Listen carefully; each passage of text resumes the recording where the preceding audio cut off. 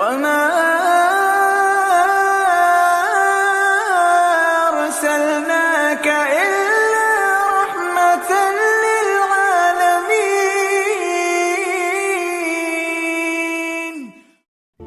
السلام علیکم محترم احباب، رمضان المبارک کی پر نور و پر مسرت کڑیاں آن پہنچی ہیں۔ اسی ماہ کی نسبت سے ہم نے سیرت النبی سیریز شروع کی ہے، جس کی 30 اقساط میں مکمل سیرت النبی بیان کی جائے گی۔ آج کی قسط میں ہم رسول اللہ کی پیدائش سے پہلے عرب کے حالات، خاندان نبوت اور واقع فیل پر بات کریں گے۔ تو چلتے ہیں آج کی ویڈیو کی طرف، لیکن اس سے پہلے اگر آپ نے ہمارے چینل سبسکرائب نہیں کیا تو سبسکرائب کر لیں تاکہ آئندہ آنے والی ویڈیوز بھی آپ تک بآسانی پہنچ سکے۔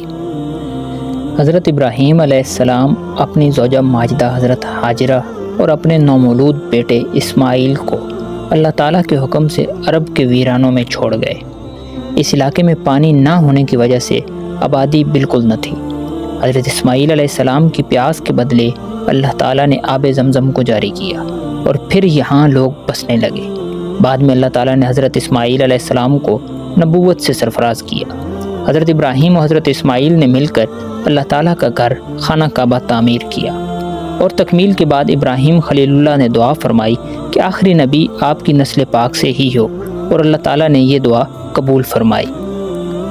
حضرت اسماعیل علیہ السلام کی نسل میں بہت برکت تھی۔ ان کے 12 بیٹے تھے، اور جلد ہی اولاد اسماعیل کی تعداد اتنی بڑھ گئی کہ انہیں عرب کے مختلف علاقوں میں ہجرت کرنا پڑی۔ حضرت اسماعیل کی رحلت کے بعد جیسے جیسے وقت گزرتا گیا، ان کی آل و اولاد اور عرب کے لوگوں نے توحید اور ان کی تعلیمات کو بھلا دیا، مشرکانہ عقائد اختیار کر لیے اور بتوں کو پوجنا شروع کر دیا۔ عرب کے لوگ تجارت کی غرض سے شام اور مصر کا رخ کرتے تھے۔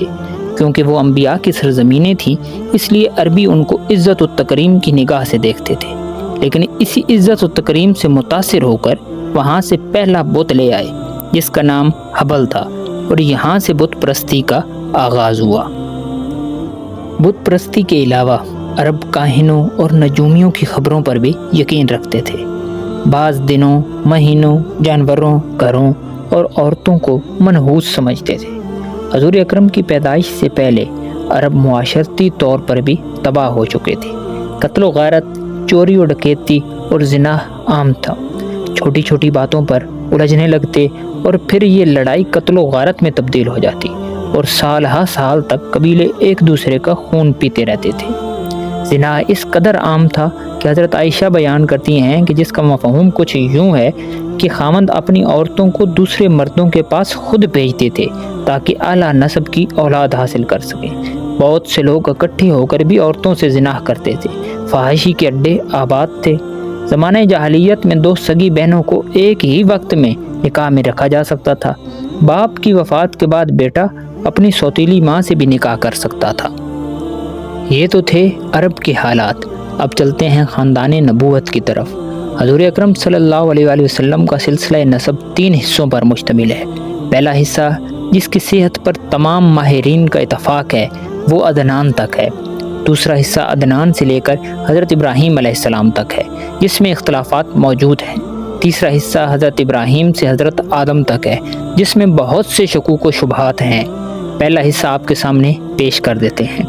محمد بن عبداللہ بن عبد المطلب بن ہاشم بن عبد مناف بن قصا بن کلاب بن مزہ بن کعب بن لوئی بن غالب بن فہر بن مالک بن نضر بن کنانہ بن خزیمہ بن عامر بن الیاس بن مضر بن نزار بن ماد بن عدنان۔ حضور اکرم صلی اللہ علیہ وسلم کا خانوادہ اپنے جد امجد ہاشم بن عبد مناف کی نسبت سے خانوادہ ہاشمی کے نام سے معروف ہے۔ رسول اللہ صلی اللہ علیہ وسلم کی پیدائش سے پہلے عرب میں ایک ایسا واقعہ پیش آیا جو عرب و عجم کے ذہنوں میں نقش ہو گیا، اور یہ تھا واقعہ فیل، جس کا قرآن پاک میں بھی تذکرہ ہوا ہے۔ ہوا کچھ یوں تھا کہ ابرہہ جو یمن کا گورنر تھا، اس نے اپنے لاؤ لشکر سمیت مکہ پر چڑھائی کر دی۔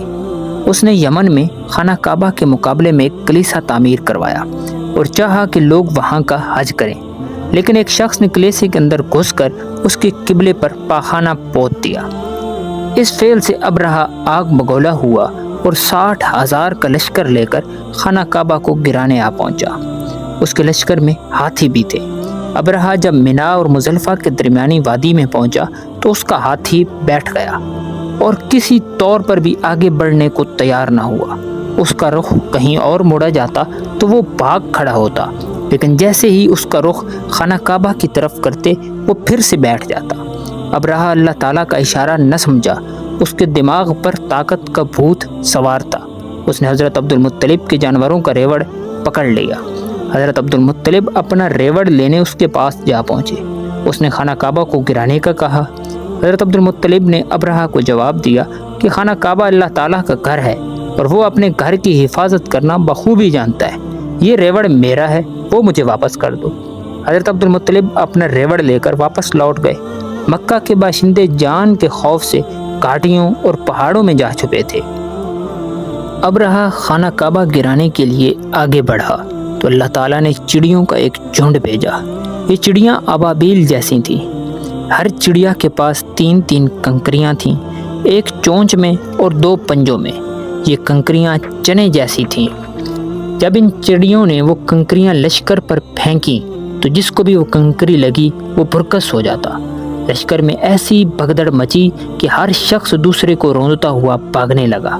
ابرہہ بھی اسی بھگدڑ میں مارا گیا۔ یہ واقعہ نبی کریم صلی اللہ علیہ وسلم کی پیدائش سے صرف 50 یا 55 دن پہلے ماہ محرم میں پیش آیا تھا۔ تو میرے دوستوں، آج کی قسط کے لیے اتنا ہی تھا۔ سیرت النبی کی دوسری قسط میں ہم حضور اکرم کی ولادت باسعادت پر بات کریں گے۔ آپ کو آج کی ویڈیو کیسی لگی کمنٹس میں ضرور آگاہ فرمائیے گا، اور اس نیک سلسلے میں اپنے دوست و احباب کو بھی شامل کر کے صدقہ جاریہ پائیں۔ کل ملتے ہیں دوسری قسط کے ساتھ، تب تک کے لیے اللہ حافظ۔